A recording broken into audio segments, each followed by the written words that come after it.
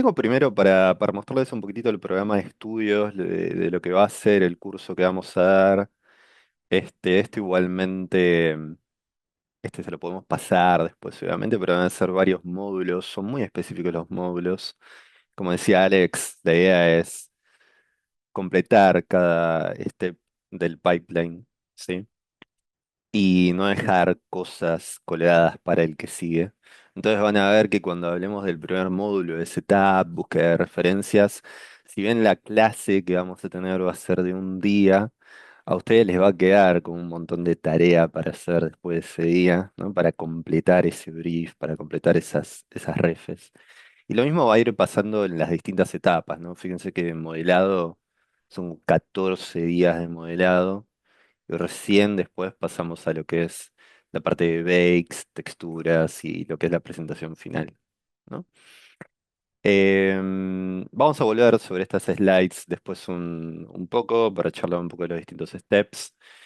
Y hoy vamos a charlar un poco bueno, de modelado avanzado en Hard Surface, sobre el estándar AAA, el pipeline de producción para weapons y gadgets, que como Alex decía, weapons y gadgets es la excusa, ¿no? Porque la verdad que esto lo podemos llevar a vehículos, lo podemos llevar a cualquier tipo de assets que sean para un juego AAA hoy en día, ¿no? Yo voy a estar dando esta clase, voy a estar dando también varias de las clases que vienen en el curso. Actualmente estoy trabajando como lead en Globant, seguimos trabajando en Battlefield.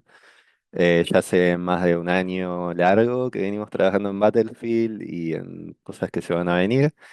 Mi experiencia son más de 17 años ahí en producción 3D y liderazgo, especializado en, bueno, hard surface, pipelines AAA y experiencia en visualización y videojuegos.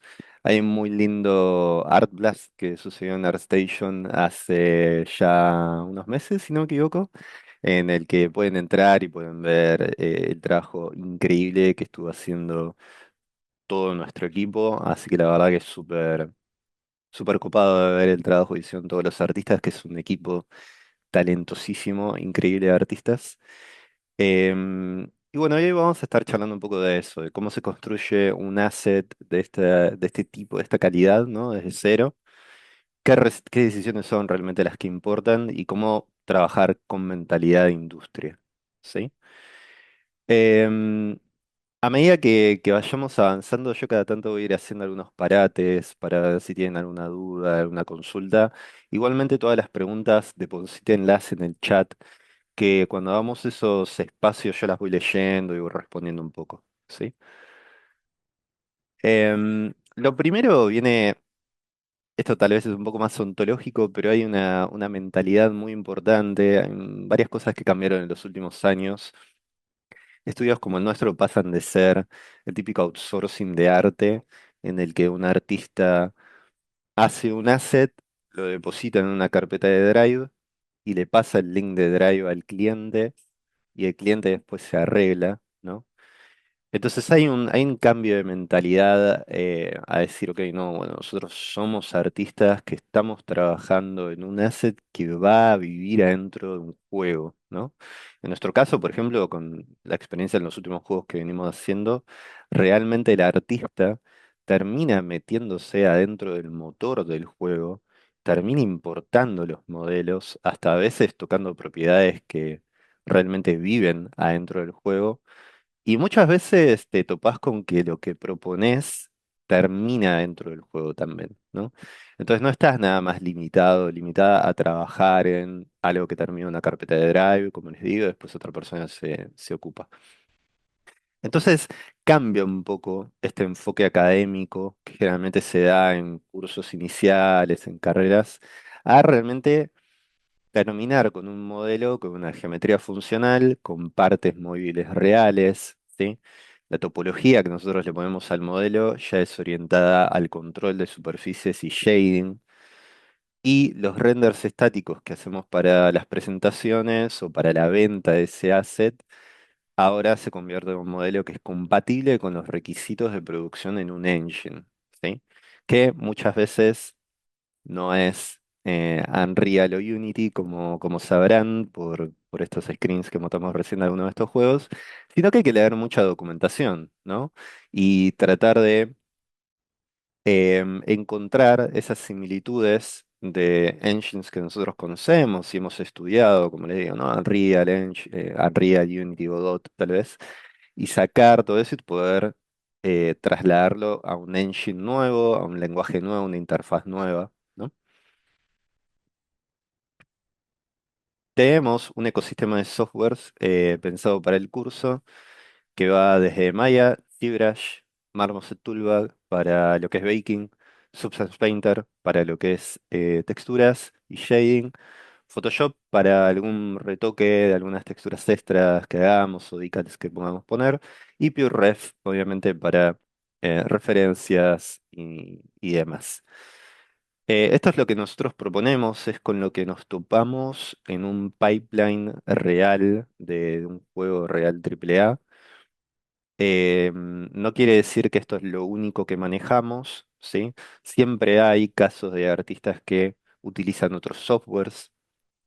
Lo ideal acá es mantenerse con la mente abierta, entender que esto es lo que proponemos nosotros desde el curso y utilizar estos programas para hacer las entregas y que nosotros podamos ver cómo ustedes vienen progresando, ¿sí?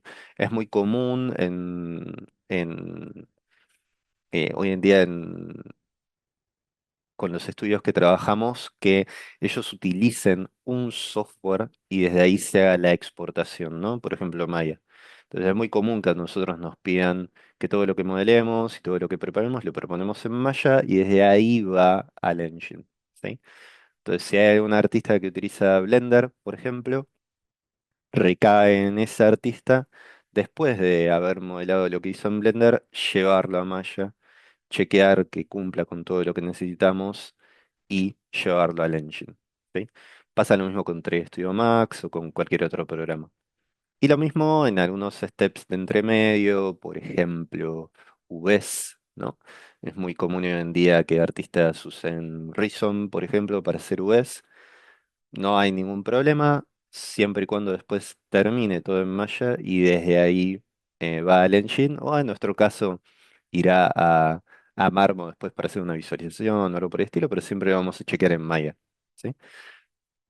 Esto también les abre a ustedes una puerta de que si no venían usando alguno de estos programas, poder sumarse y subirse a estos programas, charlar con nosotros que somos los profes, tips sobre cómo pasar cosas de un programa al otro, em, ir más al fondo de por qué vamos a cierto programa para hacer algunos steps, sí, todo es hiper charlable, yo sé que va a haber un montón de dudas, las tenemos todo el tiempo, pero también apunta a cierta disciplina del artista de que no estamos haciendo lo que nosotros queremos, sino que nos estamos sumando a un pipeline realmente profesional y nos estamos adaptando. Y recae mucho en nuestra experiencia y, como les decía, en nuestra disciplina, adaptarnos a este ecosistema de software, ¿sí? Todos los días se aprende algo nuevo, así que nada, hay que sumarse un poco a eso y meterse un poco en todos los programas. Nuestro pipeline de producción, esta parte de acá es un poco más resumida de lo que veíamos al principio. Vamos a ver estos puntos, por lo menos hoy, algunos en un poco más de detalle, otros con los profes estamos terminando de refinar los archivos que vamos a usar, las benchmarks, ¿sí? Pero básicamente primero vamos a hablar de setup y referencias. Vamos a ver nomenclatura base de los archivos, documentación técnica y la escala, no solo la escala del objeto que vamos a hacer, sino la escala del scope de lo que nosotros vamos a hacer. Y ya desde acá todo esto recae siempre en el artista, ¿sí? Un lead, un project manager acompañan y guían al artista, pero ya nace la tarea desde el artista, incluso les diría desde un step anterior que vamos a poner en práctica en el curso, que es el brief. Entonces nosotros vamos a estar trabajando sobre un arma que es un AR-15 y ya el brief va a ser parte de la tarea del artista, ¿sí? Después, obviamente, pasamos al modelado. Vamos a hablar del modelado del placeholder, del mil poly, de un high poly, de un game model, de US. Vamos a pasar a bakes, donde vamos a bakear en Marmo. Vamos a hablar de cage, de skews. Vamos a hablar también de por qué Marmo, ¿no? Y por qué no bakeamos en otro proyecto, en otro programa. Vamos a hablar de texturas PBR, materiales base, variación PBR, markings y weatherings. Y después presentación final, ¿sí? Iluminación, encuadre, renderizado en Marmo y preparar el asset para su implementación final en el engine, que esto después vamos a ver un poquito más en el curso, pero va a estar preparado para que ustedes lo puedan meter en cualquier engine, ¿sí? Bueno, documentación y entorno de trabajo. Vamos a hablar del brief. Como les contaba, ¿no? Esto establece el entorno, proporciones y límites técnicos de la producción. Vamos a crear una R15 funcional y creíble con todas las piezas visibles correctamente construidas, cumplir estándares de producción AAA, organización, consistencia, limpieza, dejar el asset listo para baking y texturing y preparar una estructura válida para implementación en el engine en tiempo real. Van a ver que vamos a hacer mucho hincapié sobre esto que voy a decir a continuación a lo largo de todo el curso que vamos a dar, pero lo mejor que les puede pasar es no dejar cosas para después, ¿no? O sea, si arrancamos haciendo una R15 y hacemos hincapié en la organización y en la limpieza del archivo y la consistencia, es desde que el principio ya la nomenclatura del archivo sea la correcta, ¿sí? El nombre que le vamos a poner a los archivos, el nombre que le vamos a poner a las texturas, la organización que ustedes tengan en su carpeta, ya empiecen a construirla desde la base, ¿sí? Tratar de corregir eso después es realmente algo muy difícil y nosotros chequeamos eso, no solo internamente lo chequeamos todo el tiempo, ¿no? Pero imagínense el nivel que nosotros estamos trabajando desde el principio. Tenemos que entregar algo que esté realmente impecable, ¿sí? Y después del brief empezamos a tener, bueno, un poco de documentación y entorno de trabajo. Esto de vuelta es todo trabajo del artista, ¿no? Generalmente el artista es el que prepara esto y se le presenta un lead para hacer una review interna.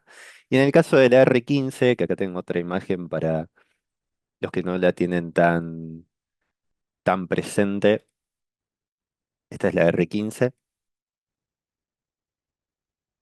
¿sí? En el caso de la R15, el pedido que les puede llegar al artista es, bueno, generar una R15 para un estándar AAA y eso es todo. Entonces, a partir de ahí el artista empieza a buscar, se empieza a meter en el mundo armas, en el mundo R15 y empieza a buscar imágenes, referencias, videos, de todo. Y empieza a hacer lo que a nosotros nos gusta hacer un montón, que son checklists, ¿no? Empieza a hacer listas. Y empieza a decir, ok, bueno, vamos a hacer una división de sistemas principales que tiene una R15. Va a tener un upper receiver, va a tener un lower receiver, un barrel assembly, un hangar, un stock, un grip, magazine, optics o sights y partes pequeñas como pines, tornillos, ¿no? Esto es importantísimo porque acelera mucho, mucho, pero mucho la creación de este asset para el artista, ¿sí? No solo la creación del asset, sino también la comunicación que hay con el lead. Porque imagínate, no es lo mismo preguntarle al lead cómo se resuelve el tornillo que está en el grip, ¿no? Y te comunicas de esa forma, a decirle al artista, a preguntarle al lead, bueno, ¿y cómo se hace esta partecita, este cosito del cosito que está agarrado atrás de esta parte de acá y le pasas un screenshot en 240 que no se ve nada? Entonces, acelera mucho eso. También pensando incluso que en este caso está bastante aislado del curso, ¿no? Pero imagínense que en un videojuego hay más de un arma, generalmente, y muchas de las piezas de un arma son o pueden ser generadas para una librería, ¿no? Entonces, por ejemplo, en un caso de un barrel, eh, se hace un barrel y un montón de armas con parte del mismo barrel, ¿no?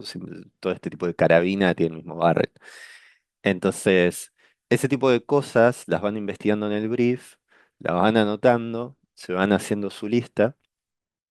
Y fíjese lo que puse acá abajo, ¿no? Que cada pieza debe poder existir como objeto independiente. Pensar en la manufactura real, ¿no? Entonces empiezan a haber un montón se empieza a abrir un montón la búsqueda de referencias. Incluso piensen que en Estados Unidos este tipo de cosas se pueden comprar en cualquier lado, y vos te puedes meter en eBay y buscar piezas que están a la venta y hay un montón de fotos de esas piezas, ¿no? Y te metes en páginas de los que hicieron las piezas y empezás a encontrar un montón de refes. Y fíjense cómo se empieza a ampliar nuestra checklist y decir, ok, bueno, ¿qué tiene el upper receiver? ¿No? Y empiezan a indagar un poco más y ven que tiene un upper body, un forward assist, un ejection por core, un charging handle, un Picatinny rail, ¿no? Empiezan a existir todas estas subpiezas adentro de lo que es el upper receiver, ¿sí? No los voy a aburrir leyéndoles toda la presentación, pero ven cómo es la onda, ¿no? Cada parte de las principales empieza a tener una subparte. Partes móviles, ¿sí? Hiper importante que tengan esto en cuenta en su brief y en su búsqueda de referencias. Deben existir y estar correctamente separadas, porque hoy en día en los juegos todo se mueve, todo está listo para animar, ¿sí? Y vamos a encontrar el charging handle, el trigger, el safety selector, lo que es el magazine, el volt, si es visible, si es un arma que tiene volt, el task cover, el stock. Y cada una tiene que tener el pivot correcto, la separación tiene que estar clara y sí intersecciones incorrectas, obviamente, ¿no? Acá obviamente nosotros después en el curso vamos a ir ajustando el scope de esto. Yo los voy a ir guiando un poco más cuando realmente empiecen a hacer el R15 para que no hagan de más, ¿no? A veces es muy común el artista entra en un rabbit hole y quiere modelar el detalle, el detalle, el detalle, pero van a ver que todo esto va a estar acotado en cierta cantidad de días de trabajo, entonces nos tenemos que medir un poco y ver hasta dónde animamos las piezas movibles, perdón, ¿no? Piezas que están muy por adentro em, del arma no se van a llegar a ver, salvo que lo requiera el juego, ¿no? Hay juegos que realmente a veces hacen como un X-ray del arma y ves cómo sale en slow motion la bala.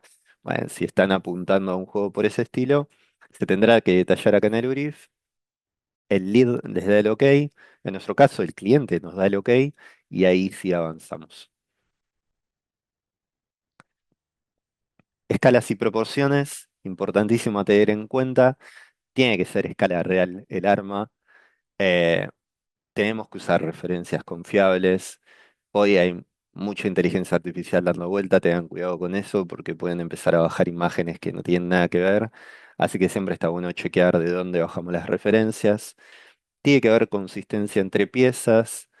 El grosor tiene que ser realista en todas las partes y tener tamaño correcto de barrel, magazine, grip, rail. Bueno, todos los tamaños son hiper importantes, pero hay algunas que nosotros podemos usar como muy buena base y a partir de ahí construir el resto, ¿sí? Más que nada porque hay algunas piezas que va a ser un poco complicado saber realmente la dimensión o cómo se curva una pieza. No trabajamos en programas tan milimétricamente perfectos como Fusion o Plasticity o algo así, sino que van a ver que alto, largo, ancho lo podemos medir, pero una curvatura muy precisa no. Ahí es donde vamos a tener que usar más fotos de referencia, ¿sí? Y obviamente usar referencias cruzadas, no bajar siempre todas las referencias del mismo lado, sino empezar a buscar de otras y empezar a ver qué diferencias hay entre ellas. Cimientos sólidos. Antes de hablar un poquito del placeholder in mid poly, les voy a mostrar un poquito más este PureRef, porque después de toda esa búsqueda que ustedes hagan, de bajar referencias, de consultar un montón de páginas, el PureRef que ustedes se van a empezar a armar se va a ver un poco así. Este va a ser como el mapa general de la R15, ¿sí? Va a haber referencias que van a ser más generales, referencias que van a ser más particulares, ¿sí? Referencias de, no sé, del body del arma, de los distintos tipos de R15 que hay. Bueno, por partes, algunos esquemas, no está mal tener este tipo de esquemas, están muy buenos. En este caso no sé si agregamos alguna, después voy a hacerlo para el curso, pero de referencias de miniaturas, esas están buenas también. Algunos diagramas tipo blueprints.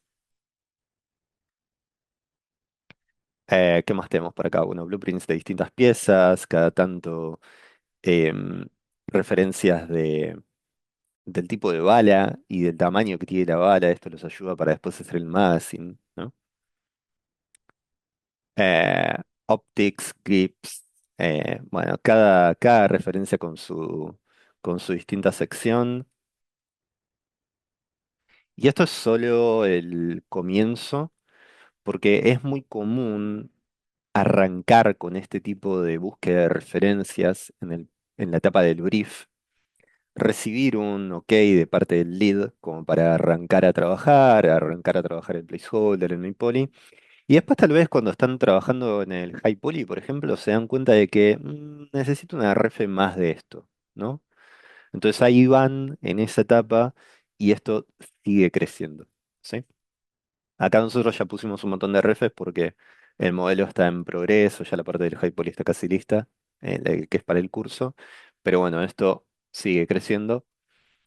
Y lo que les puede llegar a pasar por fuera del arma es que quieran poner algún tipo de attachment, como una mira, y puede llegar a pasar que la mira tenga un pure ref aparte, ¿sí? Entonces acá tenemos un scope, por ejemplo. Es muy común que esto pase en producción, en su caso lo van a abordar ustedes individualmente, pero pasa esto de que se van haciendo varios miroboards, porque también lo que termina pasando es que este archivo de de PureRef termina siendo muy pesado, ¿no? Porque acá las referencias son muy en alta, entonces la verdad que si van a estar trabajando ustedes, por ahí es preferible tener distintos archivos de PureRef, separan un poco los archivos, es más liviano de subir, de bajar, sino cada archivo termina pesando gigas, ¿sí? Em, y vamos a hablar un poquito em, del siguiente paso, ¿no? De los cimientos sólidos de lo que arranca siendo el placeholder y el mid poly, ¿sí? Yo acá anoté algunas cositas en cada uno de los steps. En el caso de placeholder y mid poly, lo que nosotros vamos a hacer es una geometría, un primer modelado funcional del arma, ¿sí? Para nosotros en este curso, un placeholder no va a ser un modelo de cilindros y cajas, ¿sí? El primer placeholder que nosotros ya presentemos va a ser un modelo funcional que tenga la escala que tenga que tener, que tenga las partes móviles, que tenga consistencia. Nos vamos a apoyar mucho del riel Picatinny, porque el Picatinny es igual siempre en todas las armas, entonces estas medidas nosotros las ponemos, modelamos el Picatinny y a partir de ahí, si tenemos alguna duda sobre otra dimensión, la chequeamos siempre con el Picatinny. Si el Picatinny está mal desde el principio, todo el arma va a estar mal.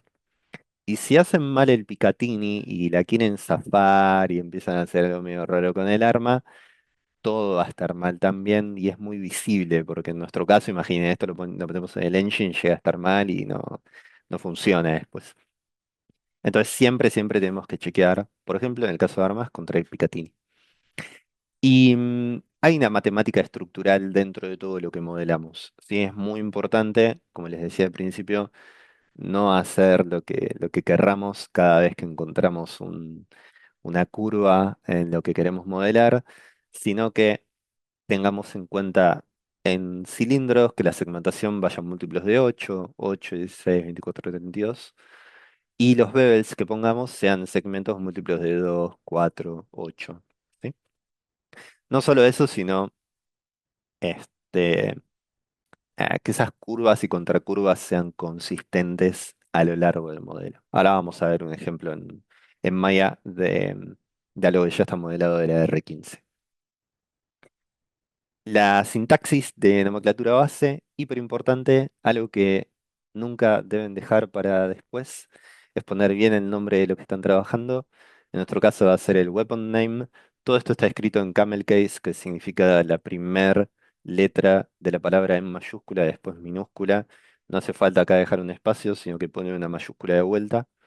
Weapon name, part name y el sufix, ¿sí? Inglés obligatorio, es estándar de cualquier engine hoy en día.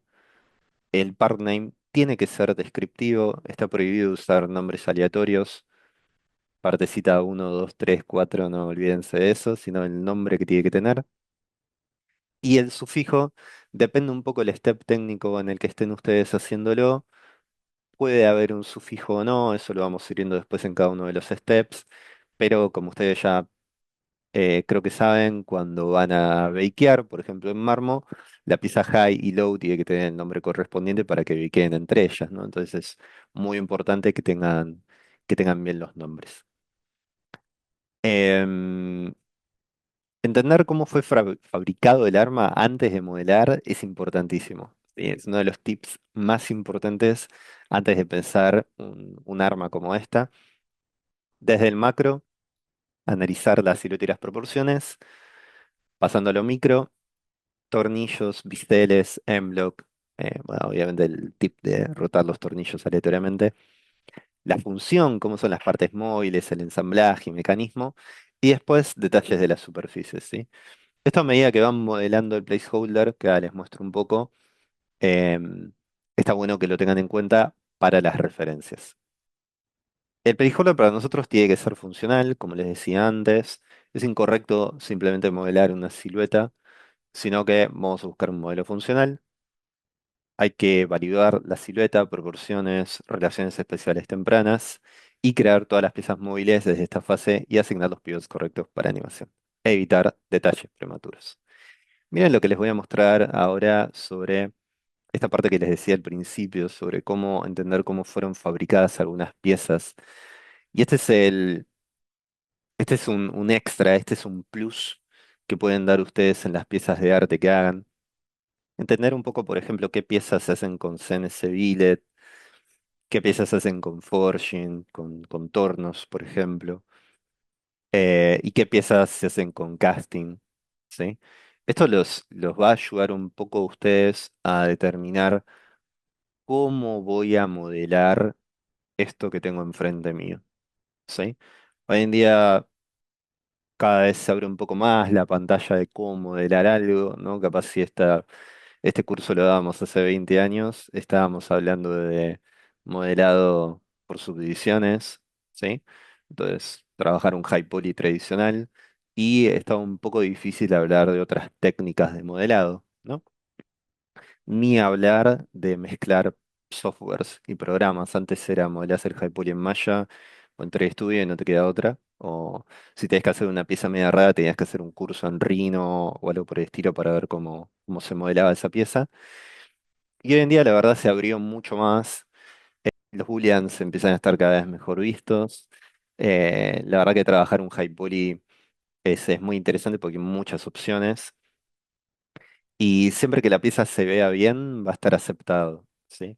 Tienen que tener cuidado igual de cómo elegir modelar estas piezas, más que nada también por el tiempo que les puede llevar hacer la pieza, porque está bien, algo como esto se podría llegar a modelar con subdivisiones, como algo más tradicional, pero el tiempo que tardarías en meter todas las tensiones o los crises necesarios para que esto te quede bien es bastante largo, ¿sí? Por el contrario, puede venir un artista que empezó a trabajar hace muy poco, que conoce Blender, que hace booleans en Blender, y algo como esto te lo saca rapidísimo, ¿sí? Lo mismo con Fusion o Plasticity. Entonces está cada vez más abierto todo lo que es el abanico de programas que tenemos para modelar, algo así. Pero hacer esta búsqueda y analizar cómo se crea realmente esa parte del arma, está muy bueno, ¿sí? Vale la pena meterse en ese mundo, ver videos de YouTube, ¿sí? Ver páginas de los fabricantes, y ahí es donde crece un poco la referencia por fuera del PureRef. ¿Sí? Bueno, antes de meternos un poco en el Meat Body, voy a cancelar un poco la presentación. Vamos a venir a Maya y vamos a ver un poco el R15 que tenemos acá. Esta es la R15 que estamos preparando para el curso. Algunos steps ya están terminados, otros steps los estamos optimizando un poco para fines del curso. Y se van a encontrar con que el primer step que vamos a hacer es el placeholder. ¿Sí? El placeholder se va a terminar viendo muy similar a esto. ¿Sí? Fíjense el nivel de detalle y de geometría que tiene el placeholder, ¿no? Uno cuando dicen placeholder se imagina, no sé, un par de meshes y listo. Pero fíjense el nivel de complejidad que tiene el placeholder, ¿sí? No es algo como para hacer en un día, ¿sí? Lleva sus días de trabajo. Y el placeholder tiene este detalle como les contaba antes, esto realmente tiene que ser funcional, ¿no? En un pipeline profesional, imagínense que el placeholder destraba el trabajo de un montón de áreas que se van a poner a trabajar en paralelo, ¿no? Podemos tener, por ejemplo, una animadora que agarra este arma y empieza a hacer las animaciones de los personajes, ¿no?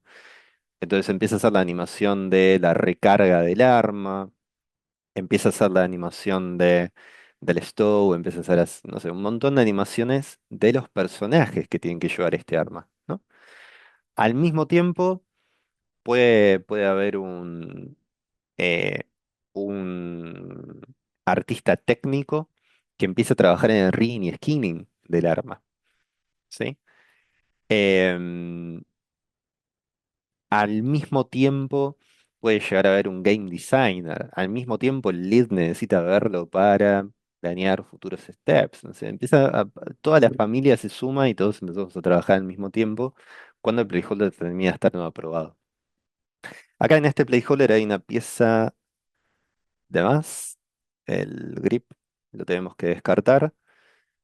Y puede que haya alguna pieza extra que se me esté pasando por alto. Pero por eso está tan alto el tree count.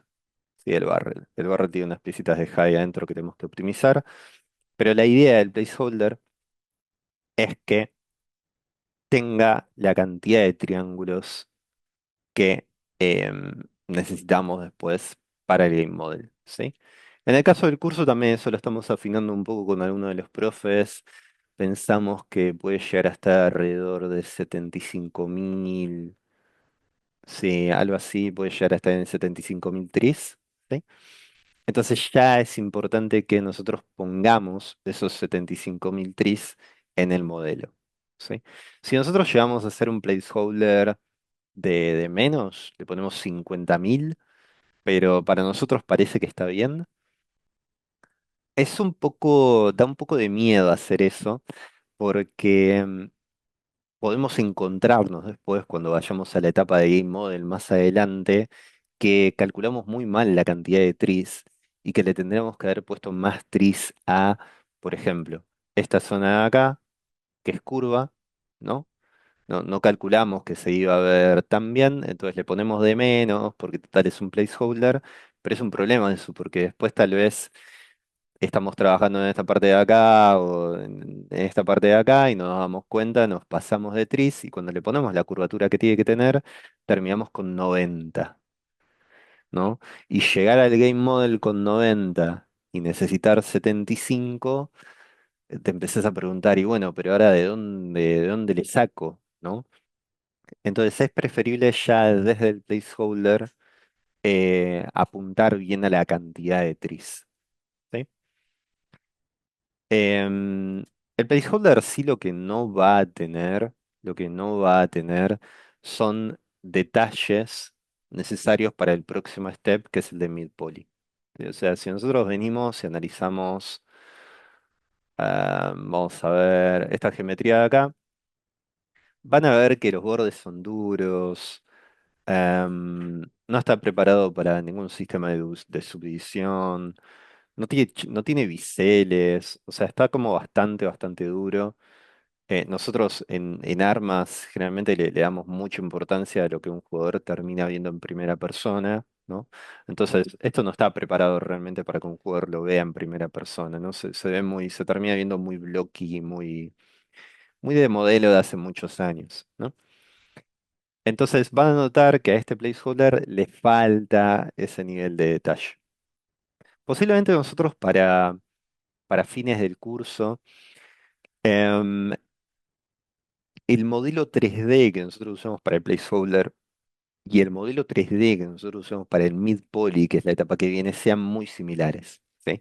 Si analizamos la silueta, por ejemplo, del placeholder y del mid-poly, va a ser la misma. Si lo analizamos así, el detalle va a ser el mismo, ¿sí? Que tenga el mid-poly. Lo que sí puede variar un poco en el mid-poly es la topología que nosotros le ponemos para el siguiente paso, que es el high-poly, ¿sí? Entonces, el placeholder, para redondear un poco, van a tener las partes móviles, ¿sí? Eh, chequeamos mucho la nomenclatura, la organización que tenga el archivo y pasamos al midpoly. Acá está un poco condensado con el midpoly, em, pero después va a tener su grupo aparte. Vamos a volver acá un segundito a la presentación. Tiqui. Y vamos a hablar un poco del midpoly una vez que tengamos el placeholder aprobado.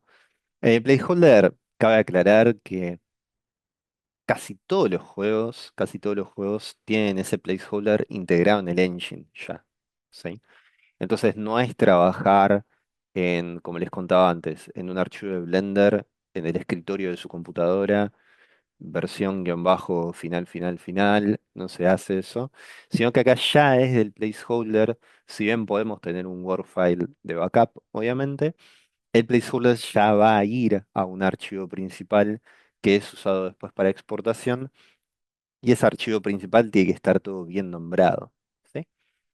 Cuando vayamos al midpoly podemos ir al Word file porque el midpoly se puede separar un poco más de lo necesario, ¿sí? Pero siempre vamos a tener este objetivo claro de crear una base no destructiva, iterable y limpia para la subdivisión, ¿sí? Las primeras partes siempre lo vamos a tener en cuenta, lo de no destructiva, iterable. Limpia para la subdivisión puede llegar a ser subjetivo, depende de cómo se mueve esa pieza, ¿sí? La construcción por manufactura, como les contaba antes, ¿no? Analizar un poco cómo realmente se construiría esa pieza. Una separación lógica dentro de la jerarquía dentro del archivo. Una topología funcional, si está pensada para subdivisiones o workflow, por ejemplo, para continuar ese high poly en ZBrush, tiene que tener sentido y lógica cómo modelan esa parte. Eh, Cabe aclarar que un flujo limpio previene artefactos y una estructura ortográfica regular. Esto ayuda muchísimo a hacer el chequeo desde ortográfica para ver cómo viene su modelo. ¿Sí? Acá hay algunos ejemplos de qué apuntar cuando están haciendo un mid-poly.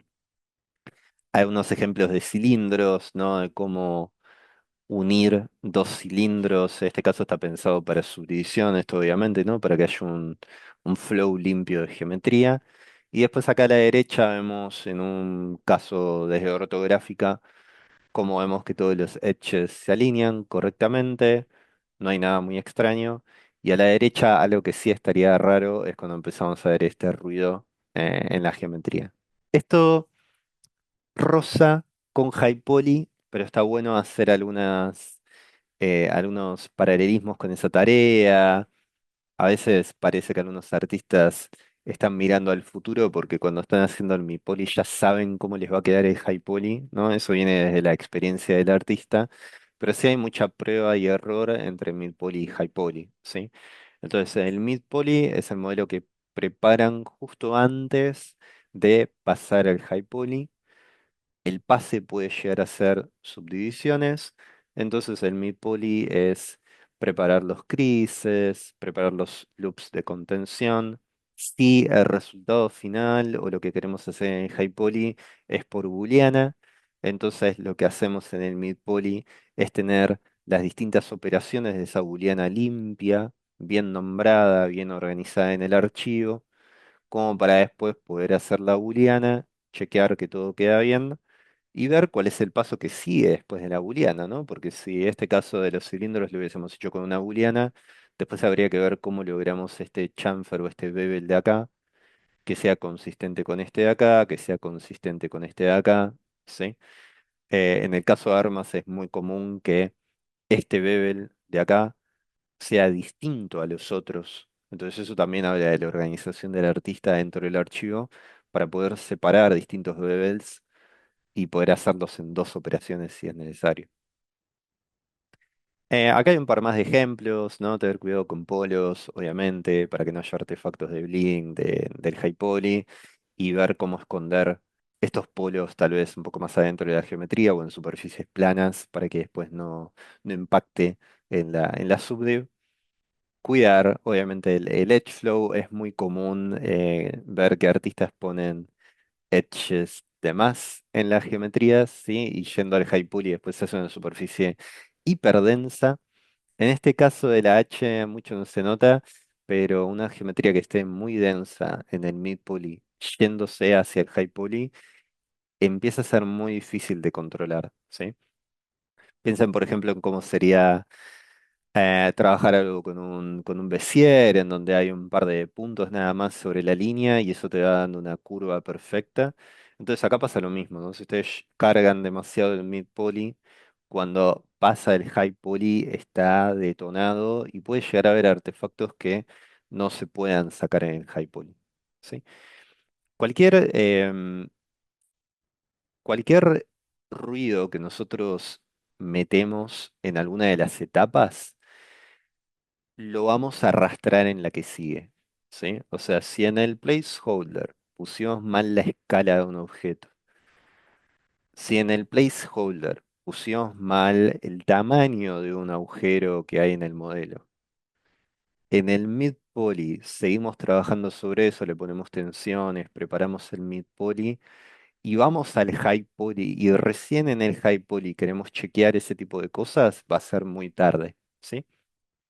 Entonces todo lo vamos a ir chequeando en los distintos steps. El checkpoint final de geometría, como les contaba, ahora sí esto es más similar al malla que tenía ahí, es que antes del inicio del detallado del high poly vamos a validar que el mi poly estructural sea limpio, ¿sí? Por ejemplo, que no haya n-gons, topología basada en quads, ¿sí? Triángulos solo donde sea matemáticamente inevitable. Acá podemos abrir un paréntesis dependiendo un poco la técnica de modelado que ustedes hagan, ¿no? Esta de acá está basada en subdivs. Que los booleans sean limpios, sí, hay que revisar rigurosamente el solapamiento después de operaciones booleanas en superficies planas o inclinadas. La profe que ustedes van a tener en High Poly, que es Meli, es una crack haciendo esto, increíble. Y estuvimos viendo la R15 y el High Poly, que les muestro un poco. Y el Game Model se termina viendo como un trabajo hiper artesanal, hiper manual, pero está todo hecho por algunas booleanas, algunas partes, y en realidad es increíble cómo queda después el game model. Tenemos superficies en patrones, sí, geometría de patrones como grips, texturas, modeladas respetando la escala real del objeto. Esto lo vamos a ver en el grip, que les muestro un poco el modelo. La nomenclatura está lista, ¿sí? Todas las piezas están correctamente separadas, nombradas de forma descriptiva y llevan su sufijo. Y la prueba de reflejo que está buenísima, que es lo que está sucediendo acá, que es validar la malla con un material que sea muy reflectivo, ¿sí? Para detectar cualquier micro artefacto residual.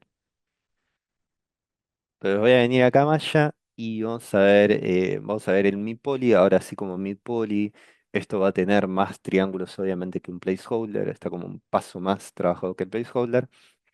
Y estos materiales acá en malla Le podemos poner tipo un color especular alto, el cosine podemos jugar un poco, entonces ahí se empieza a ver como distintas partes de curva. Si lo quiero ver un poco más chiquito, como un highlight, un especular muy pequeño, lo voy viendo y voy checando cómo se ve la curvatura, voy fijándome si algo me da ruido en la superficie. ¿Ven que acá se empieza a ver como un poco medio mordido esto? Entonces ahí sería una buena pregunta de hacernos, ¿sí? ¿Será que esto va a quedar bien en el high poly? ¿Cómo voy a procesar esta pieza para el high poly? ¿En qué programa lo voy a hacer? ¿Qué técnica voy a usar? Y realmente preguntarme si está bien dejar esta parte del mid poly como la dejé o tendría que limpiarla un poco más, ¿sí? Tal vez haya una tensión que me está molestando un poco en esta geometría. Esta no es una geometría para tocar tres y ver el high poly de esta forma. Esto está preparado para otro tipo de pipeline, ¿sí? Que ahora les muestro un poquito en el high poly. Entonces el mid poly se va a terminar viendo un poco así. Acá hay una parte que ya está más trabajada como high, que es el grip, pero bueno, ven que tiene ahí unos floaters.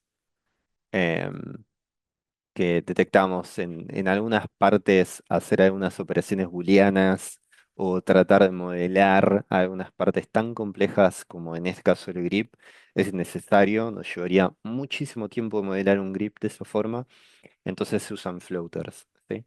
Entonces van a encontrar en algunos momentos de la geometría que va a estar bien meter esa geometría flotante, siguiendo algunos puntos clave para que después eso quede bien, ¿sí? Generalmente no abusamos de los floaters. Sí van a encontrar mucha geometría que está por encima. Este, o este tipo de objetos pequeños que están como metidos adentro de la geometría. Entonces acá se puede hacer una operación booleana, se mete para adentro. O, o se modela de una forma y después se simplifica toda esta parte de acá porque no necesitamos que esté tan densa la malla, ¿no? Esto es una parte plana. Entonces metemos realmente geometría donde sea necesario, como las partes curvas, para mantener esa curvatura para después trabajar el high poly. ¿Sí? Bueno, como les contaba al principio, todo este workflow está pensado para llevar y trabajar piezas del high poly a ZBrush. ¿Sí? ¿Por qué lo elegimos de esta forma? Nosotros consideramos que otros steps del high poly, que también lo vamos a ver como subdivisión, son más conocidos, ¿no? Entonces, si ustedes quieren modelar algo por subdivisión, ya sea agregando loops de contención o crises, hay un montón de información dando vuelta como para que ustedes puedan ver ese pipeline y puedan generar las piezas modeladas de esa forma. Pero esto de llevar este high poly a ZBrush y terminar de trabajar el high poly ahí, es un poco más nuevo, podemos llegar a decir, algo que cambió en los últimos años, ¿no? Una nueva corriente de ver cómo trabajar ese high poly para terminar de trabajar, por ejemplo, dos piezas que se hacen boolean y terminas teniendo una pieza resultante que puede llegar a ser un poco dura. Otra cosa que puede llegar a pasar es alguien que tiene más experiencia usando ZBrush puede llevarse un mid poly y puede trabajar con ZModeler ahí adentro y trabajarlo con subdivisiones adentro de ZBrush, es muy bueno. Entonces ZBrush también abre mucho el abanico de lo que se puede hacer con un high poly, ¿no? Entonces tenemos subdivisión y refinamiento de geometría, ajuste de superficies difíciles tipo fillets, blends complejos, detalles secundarios y terciarios que se le pueda poner al arma y una decimación controlada para el baking, porque usas tipo Decimation Master y te es un high poly que se ve igual, pero con 30% menos de geometría. Em, Cabe aclarar que no reemplaza al modelado base y que complementa el pipeline. ¿Sí? Entonces puede llegar a haber casos en el que artistas no utilizan ZBrush, pero como les contaba al principio, usan Blender. Entonces, para unir dos piezas usan Blender, generan los bevels ahí adentro y puede quedar bien. Otros artistas usan otros plugins o scripts, no hay ningún problema con eso. Pero sí nos va a interesar mostrarles el pipeline ahí acá adentro. Yo ahora tengo del HiPoly un archivo para mostrarles de ZBrush y en Maya. Así que dejen que vamos abriendo em, ZBrush un poco y vamos a ver un poco el HiPoly acá. Vamos a comparar, por ejemplo, esta pieza de acá, que antes les contaba que desde el Mi Poly se veía bastante dura, la diferencia entre el Mi Poly y el High Poly, ¿no? El Mi Poly parecía que tenía un montón de detalle, pero fíjense lo que es al lado del High Poly, ¿no? Tiene un par de loops de contención en el Mi Poly para que algún programa terciario o algún script terciario no haga cualquier cosa con la triangulación, ¿no? Y después el High Poly termina con sus bevels y podemos ver que gana un montón de detalle. ¿Sí? Todas las piezas se trabajan tipo high poly, obviamente. Entonces todas las piezas empiezan a ganar un montón de detalle. Fíjense, por ejemplo, en esta parte del main body, como lo que antes eran unos agujeros hechos con un boolean y nada más, que se veía la forma del cilindro. Ahora tiene realmente un bevel, acá todo modelado, ¿sí? Y esta pieza de acá, fíjense lo similar que es en cómo termina construida a las referencias que nosotros teníamos de esas piezas, ¿no?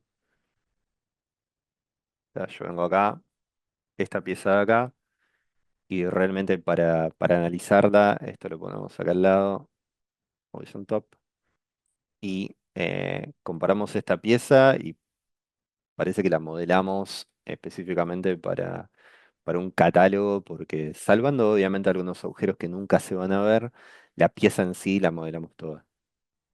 En ZBrush esto después Meli va a entrar mucho más en detalle cuando hagamos la parte de High Poly, pero tenemos todo un workflow nosotros de pasos a seguir para trabajar cada pieza en ZBrush, ¿sí? No es que los vamos a dejar solos y decirles, bueno, aprendan ZBrush y arréglense, sino que hay pasos a seguir para unificar un poco los criterios de qué es lo que hacemos acá en ZBrush, qué pasos seguimos. Y tenemos desarrollada una guía que es paso a paso para realmente lograr el mismo resultado en todas las piezas que hagamos, ¿sí? Básicamente es un workflow similar a si tenemos dos piezas que se unen, hacemos un Dynamesh, se unieron, o hacemos una operación de Boolean y trabajamos los bordes. Acá en este archivo no está del todo trabajado eso, la forma final, pero cada subtool van a ver que tiene en este caso el scope, que tiene el Dynamesh y están todas las partecitas adentro separadas por piezas, ¿no? Entonces todo termina teniendo un nivel muy alto de detalle acá en ZBrush, y este es el nivel a que apuntamos con el high poly de cada una de las piezas, ¿sí? Algunos pensarán, ¿y por qué no ponemos los tornillos en Painter después, no? ¿O por qué no hacemos este detalle acá en Painter después, ¿no? La verdad que hoy en día es estándar de la industria hacer este tipo de detalles en High Poly, ¿sí? Por más que me encante usar Painter y que Painter nos quiera vender todo el tiempo que lo podemos hacer ahí, este tipo de detalles los ponemos en High Poly, ¿sí? Esto va a hacer que después el bake sea increíble. Vamos a poder separar a la hora de hacer el bake con ID maps. Entonces vamos a poder texturizar esto de una forma muy rápida adentro de Painter.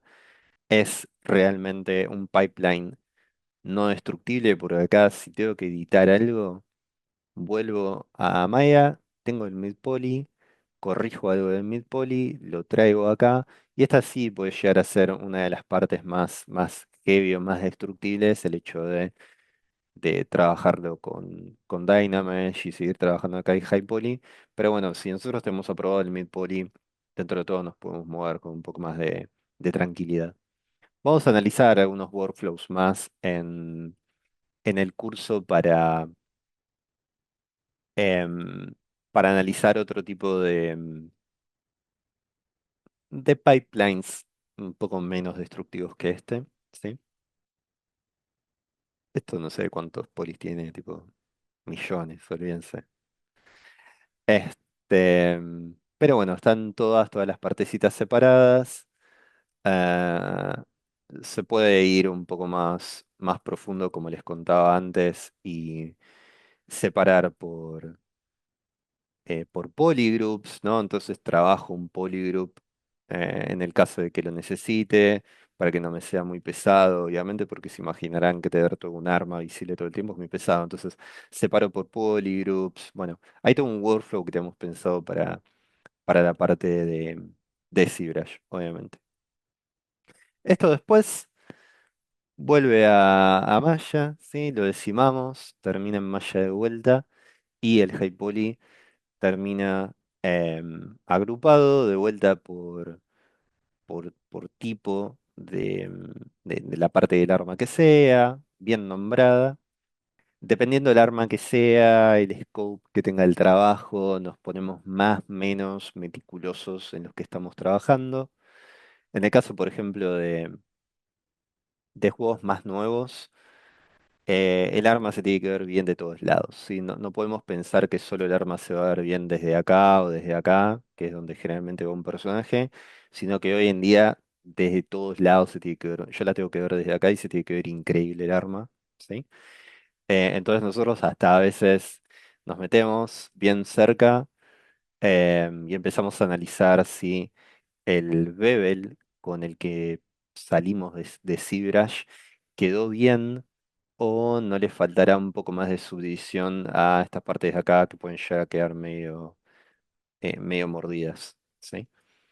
Eso medio mordida puede llegar a ser por culpa de la subdivisión de ZBrush, de la cantidad de tris que termina teniendo después de un Dynamesh, si es que hiciera un Dynamesh. Entonces puede haber un montón de factores. Cuanto más manejen la herramienta, más opciones van a tener. Algunas partes, si son muy buenos haciendo trabajo con ZModeler, ¿sí? Pueden llegar a tener resultados muy buenos. Conozco gente que algo así lo podría hacer en ZBrush de cero completamente. Em, pero, pero nada, cuanto más se metan en distintos softwares, les va a ayudar un montón. Sí, acá escribí donde el modelo deja de ser técnico y empieza a verse realista porque realmente empezamos a dejar de pensar en ese modelo funcional que las piezas se tienen que mover a realmente, ok, dejamos eso de lado, ya lo hicimos, agarramos esa pieza y se tiene que ver realista, ¿sí?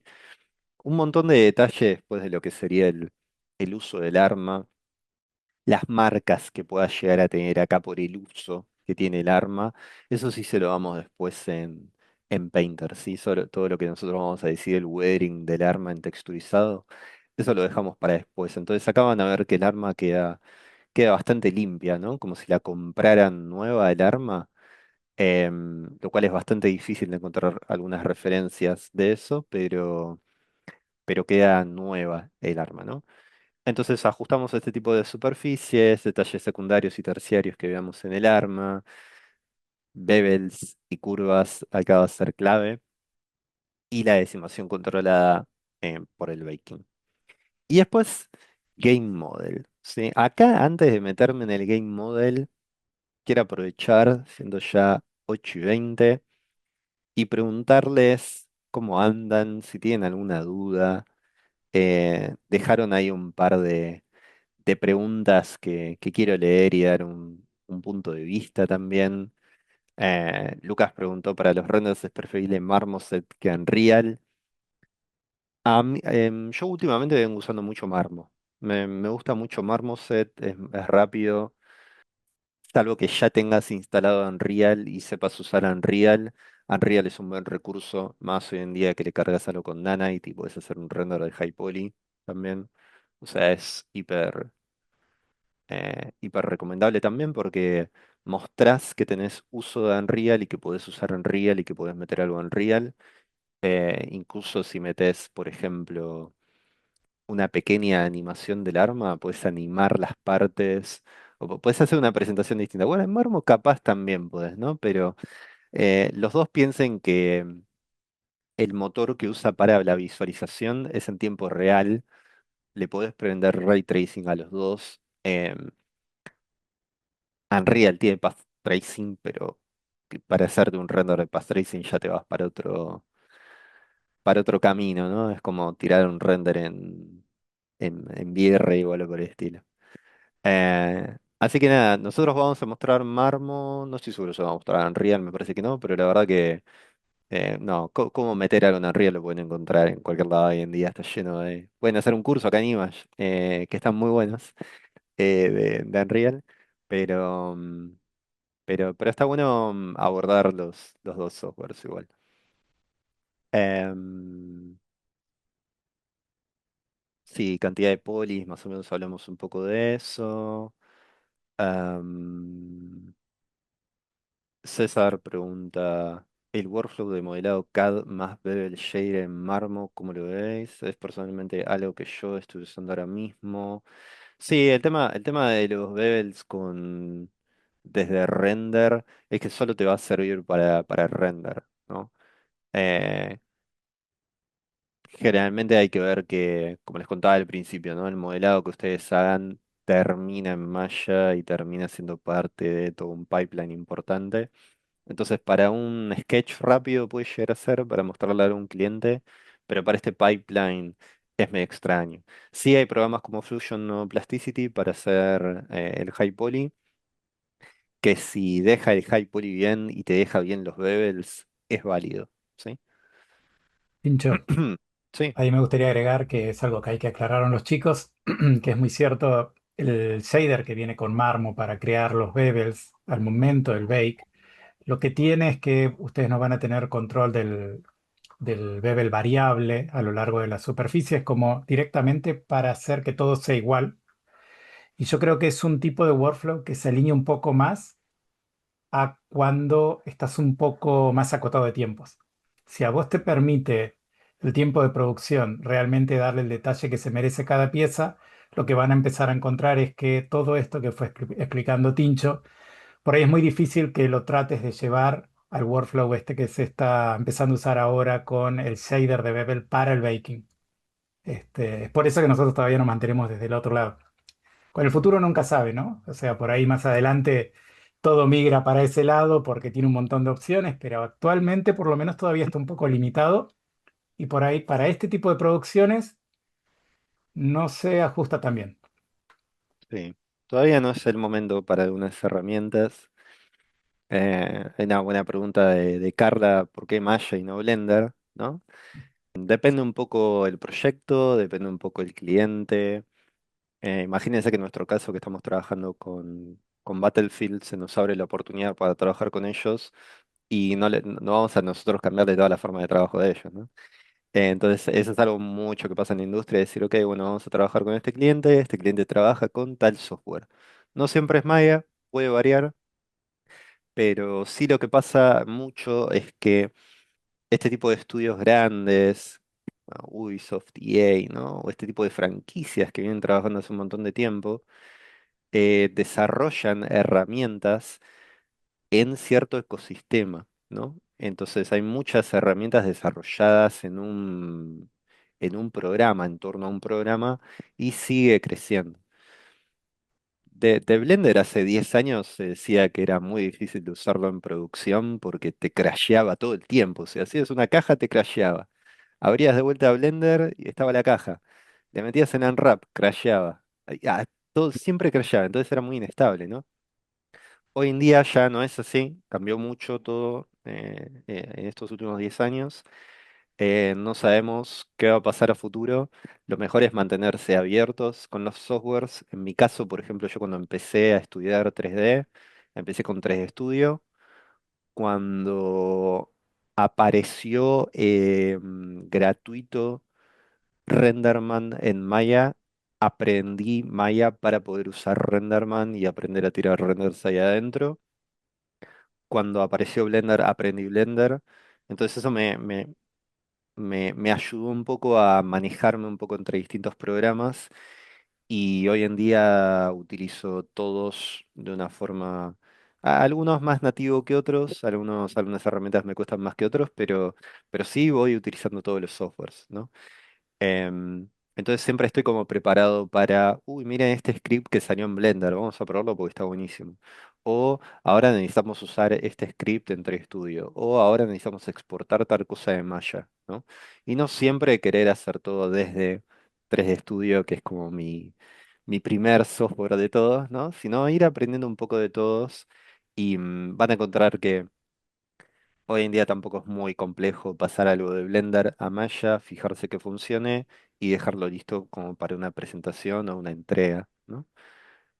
Con lo fuerte que es el modelado en Plasticity, haré una explicación al no haberlo incluido en el pipeline. No, podemos charlar un poco de Plasticity cuando vayamos a lo que es modelado más high poly. Pero también algo que pasa es que en un pipeline y en una producción real hay presupuestos y no siempre va a haber un presupuesto ilimitado para tener 75 licencias de programas para todos los artistas, ¿no? Entonces, hay batallas que no se pueden ganar, pero lo importante es ganar la guerra, dicen algo así, es el dicho. Entonces, bueno, hay programas que hay que dejar de lado, otros se pueden incluir. Pasa mucho con estos software que empiezan a aparecer hoy en día, ¿no? Y con clientes que están acostumbrados a trabajar de una forma y te dicen, che, pero incluso, ¿por qué no wikías en Painter, ¿no? Es como, no, bueno, Marmo tiene estos beneficios, qué sé yo. Entonces, siempre hay cosas que se pueden lograr con otros softwares, pero todo, como les digo, ¿no? Está dentro de un ecosistema y también queremos como guiarlos un poco en estos programas que proponemos al principio.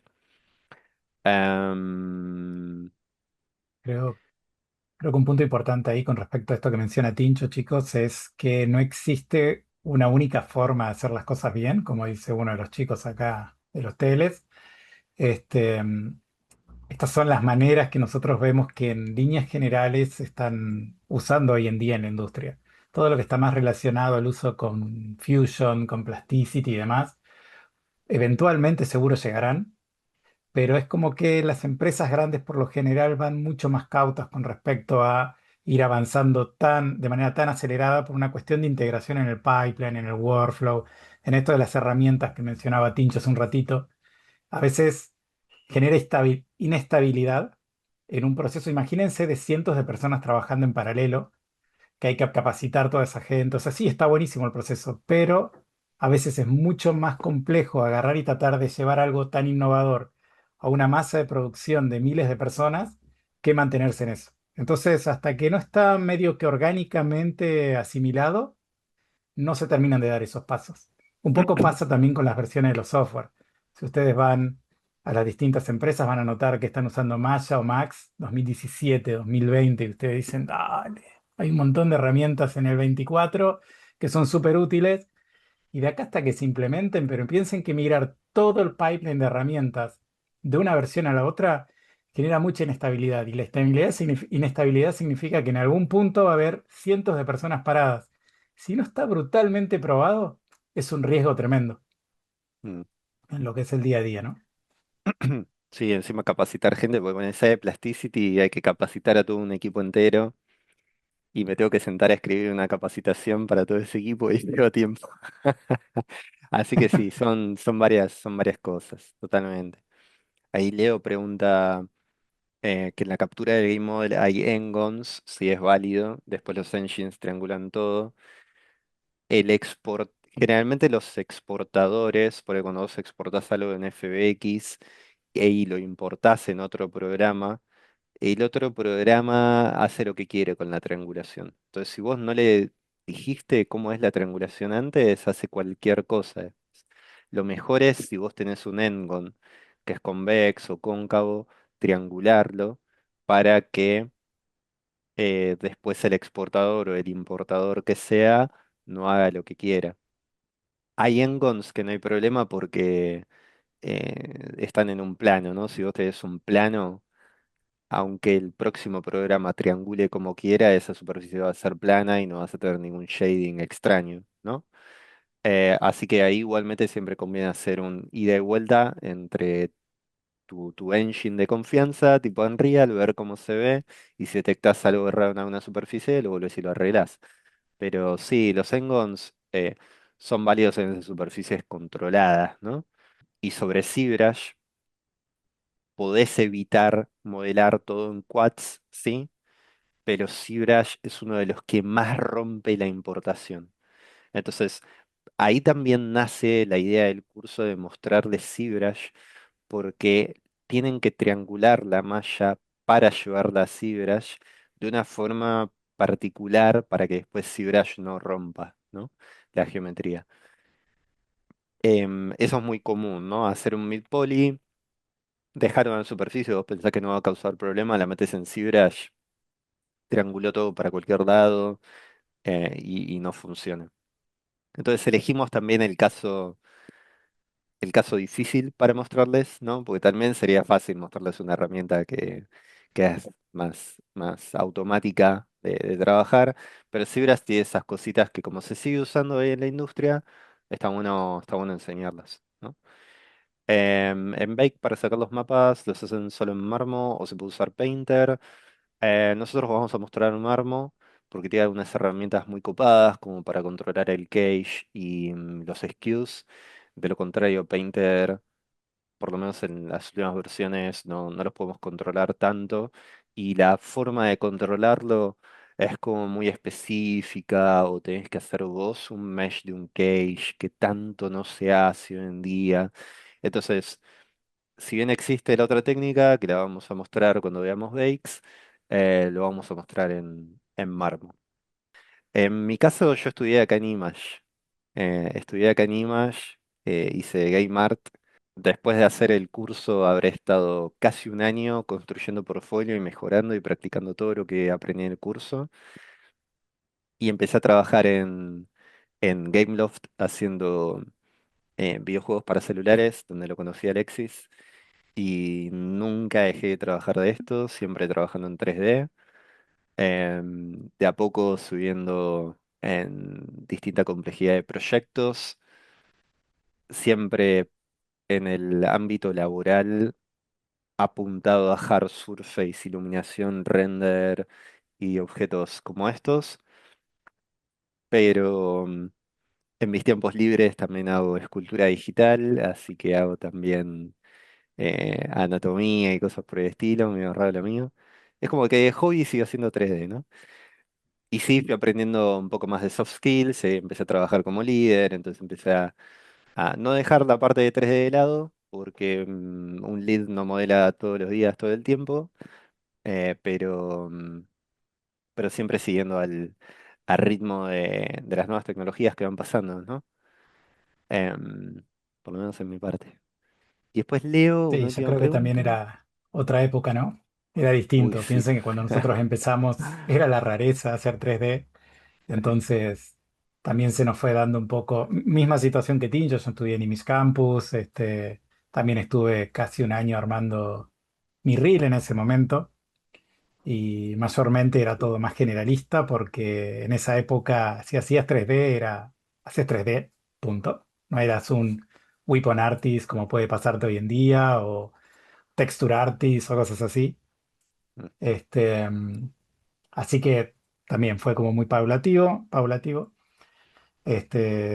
Fuimos pasando de posición en posición y nada, se fue dando también. Un poco que nos llevó a la industria para un lado, para el otro. Cuando había que aprender scripting, se aprendía scripting. Cuando había que aprender rigging, skinning, hacíamos rigging, skinning. Y así nos fuimos acomodando. Hasta que empezó a salir todo esto de la especialidad o especialización, por una cuestión también de competencia con todo lo que venía nuevo, ¿no? Pero sí, fue un camino creo que un poco distinto al que se marca hoy en día. Hoy en día la especialidad es como que lo dicta más todo. Bueno, ¿qué les parece si charlamos un poco más de los siguientes steps que quedan y después al final hacemos otro Q&A. No estoy seguro cuánto se nos va a estirar la clase de hoy, pero no queda demasiado. Podemos hablar un poco de Game Model, ¿no? Game Model que para mí es el cambio de paradigma más grande que vi en los últimos años, el Game Model, ¿no? Tenemos un punto de partida que el Game Model nace del Mid Poly, ¿sí? Nosotros vamos a ir un paso atrás del High Poly, esa malla toda densa y condensada que sacamos de ZBrush en este caso. Nos vamos a ir al Mid Poly y desde el Mid Poly, adaptando la silueta a la cámara con prioridad en vistas de primera persona, un OP, como les decía antes, pero igualmente el arma se tiene que ver bien de todos lados, ¿sí? La resolución final, las miras, eh, los iron sights requieren extrema fluidez. Le vamos a dar entre 48 y 64 lados a esos cilindros. Puede variar esto un poco, depende del site. Vamos a utilizar quads. Acá también se ata un poco la pregunta a lo que preguntaba Leo antes. Los triángulos son permitidos solo donde sea estrictamente necesario para optimizar, ¿sí? No usen herramientas de triangulación automática. Triangulicen ustedes, ¿sí? La malla. Las caras ocultas o superpuestas deben fusionarse, salvo en partes móviles y animadas, ¿no? Entonces es muy importante mientras están haciendo el arma, esto tiene algo medio de lúdico, pero mientras la están haciendo, que muevan las partes como si ustedes estuviesen animando y se fijen bien cómo se ve el game model, ¿no?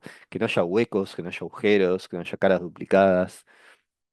No va a haber una persona que arregle todo esto por ustedes después, ¿sí? No va a venir un artista técnico que haga rigging y skinning y va a arreglar todo esto, sino que ustedes ya lo tienen que dejar bien armado.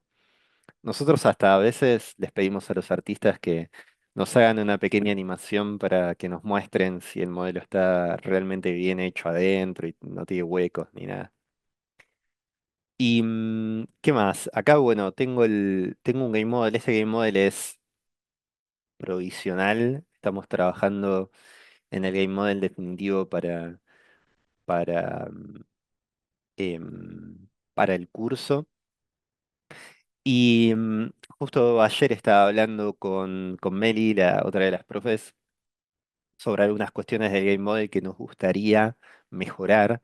Y les voy a mostrar una acá en vivo para charlar y para ver cómo o hasta dónde iríamos atrás para poder arreglar esto, ¿no? Este es un game model que le bajamos la cantidad de triángulos.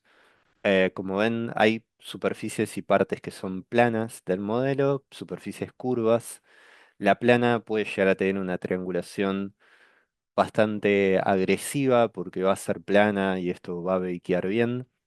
Ayudamos al modelo con esta triangulación para que después, en nuestro caso, Marmo bakee bien esta superficie, ¿sí? Y fíjense que hay una inconsistencia acá en la cantidad de triángulos que tiene una de las curvas que no nos gustó con Meli, que es que esta curva de acá, ¿sí? Que une esta arista y alguna de las aristas de allá de arriba, ¿no? Esto forma como un ángulo, bueno, no sé si es 90 grados, pero tiene como una curvita ahí. Y esta curva de acá, no sé si notan que esta de acá tiene muchas más cantidad de triángulos que esta, ¿no? Fíjense la segmentación que tiene. Y lo mismo nos pasa con estas dos de acá, ¿no? O sea, tratamos siempre de que el modelo que nosotros estamos haciendo tenga consistencia, ¿sí? Que nosotros seamos consistentes con nosotros mismos. Entonces, si nosotros le pusimos esta cantidad de subdivisión acá, debería tener la misma acá, ¿sí? Tal vez esto se nota mejor acá, tal vez, ¿sí? Fíjense a esta altura, que en un juego de esto se puede ver, que acá no se nota la subdivisión que tiene esta curva, pero acá sí, acá ya se nota, se empieza a notar ahí, ¿no? La tensión del low poly.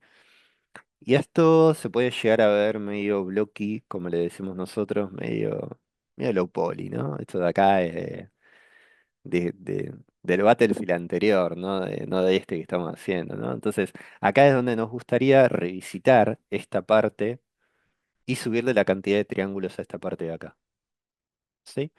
Entonces, realmente nosotros tratamos de que nuestro workflow sea limpio y no sea engorroso. Entonces, en este caso, con Meli, empezamos a analizar hasta dónde nos vamos para atrás y empezamos a ver el mid poly, ¿no? Porque esto nace del mid poly. Entonces, yo voy al mid poly, agarro esta pieza del mid poly y veo cómo está acá de subdivisión. Entonces, si acá yo tengo las subdivisiones necesarias para que esto se vea bien, agarro esta parte de vuelta y desde acá vuelvo al game model y me fijo cuántas subdivisiones le quiero dejar en comparación de vuelta con esto, ¿no? En este caso, cuando hicimos el game model, le sacamos más de lo que le tendríamos que haber sacado a esta parte, ¿sí? Puede llegar a existir en algún momento algún modelo intermedio, algo, alguna prueba que nosotros hagamos de triángulos. Por ejemplo, acá hay un grupo de backup donde empezamos a testear ese tipo de cosas, ¿no? Entonces, que es nuestro work file, es como un archivo que va respirando, ¿no? Crece todos los días, tiramos ideas, tiramos propuestas acá adentro. Entonces, hasta que nos sentimos cómodos con la forma, ayer estábamos muy quemados, dijimos, veámoslo mañana. Cuando lo vimos al otro día, nos gustó la nueva subdivisión que teníamos acá. Entonces, sabemos que el game model va a ir por un lugar que tenga un poco más de tris, ¿sí? Esto es algo, fíjense que no lo detectamos cuando hicimos el placeholder. Y no lo detectamos cuando estábamos haciendo el mid poly, porque al mid poly nosotros le pusimos subdivisión y se veía bien. Y es algo con lo que nos topamos en el game model. Tenemos que doble chequear en algún momento del game model si estamos ok con la cantidad de triángulos, obviamente en general. Pero este tipo de cosas siempre pasan, ¿sí? Entonces puede llegar a pasar que el receiver se va de 20.000 triángulos a 25.000, ¿no? Bueno, quedará después un poco de trabajo en donde sacar esos 5.000 triángulos o en chequear con alguno de los profes en ese momento qué tan estrictos nos ponemos con el tree count del arma. Siempre hay un porcentaje más menos del tree count que se puede hacer, pero sí para nosotros es muy importante ser consistentes en el modelo y no, no cometer este tipo de errores de dejar partes del arma que no tengan las subdivisiones que nosotros necesitamos, ¿sí? Más que nada porque es muy comparativo el modelo, ¿no? Y fíjense la cantidad de subdivisiones que tiene esto y la cantidad de subdivisiones que tiene el trigger, ¿no? Entonces acá es donde vamos a tratar de ser más, de estar más atentos a la hora de hacer el game model o después de hacer este primer paso, ser muy autocrítico con el modelo que estamos haciendo y analizar este tipo de cosas, ¿no? O ¿por qué a una superficie le pusimos bevel y a la otra no? ¿Cuántas subdivisiones le pusimos al bevel? O sea, ese tipo de preguntas, ¿sí? Em, para nosotros, el Game Model es algo que va en el engine también, ¿no? Es el modelo que vamos a actualizar en el engine. En nuestro pipeline, lo que vamos a pensar es que vamos a preparar el V primero para agilizar un poco el pipeline. Y después sí lo vamos a presentar más para visualización o para el engine. Y V tenemos un par de puntos clave para hablar que nos van a limitar a nosotros. Acá es donde la experiencia que ustedes tengan haciendo modelos los va a dejar moverse un poco más libres. Los que no van a tener más preguntas, pero quiero que acá no se choquen con un esto es imposible, esto no se puede hacer, o ese tipo de situaciones que empiezan a pasar. Pero nosotros en los UVs vamos a tener algunas limitantes. Primero, la cantidad de UV sets que le podamos poner al objeto, ¿no? No podemos usar texturas ilimitadas. Pasa mucho cuando vemos portfolios de artistas que suben un arma station, por ejemplo, el arma se ve muy bien. Cuando hablamos con el artista y le preguntamos cuántas texturas o cuántos sets de texturas usaron, nos dicen que usaron 7, 8, 10 texture sets por arma. y nosotros trabajamos con texture sets mucho más acotados, ¿sí? Generalmente un arma, esto lo tengo que chequear con Meli, pero capaz nuestra R va a estar en dos texture sets, ¿sí? De 4K, y ahí vamos a tener que armar los UVs, ¿sí?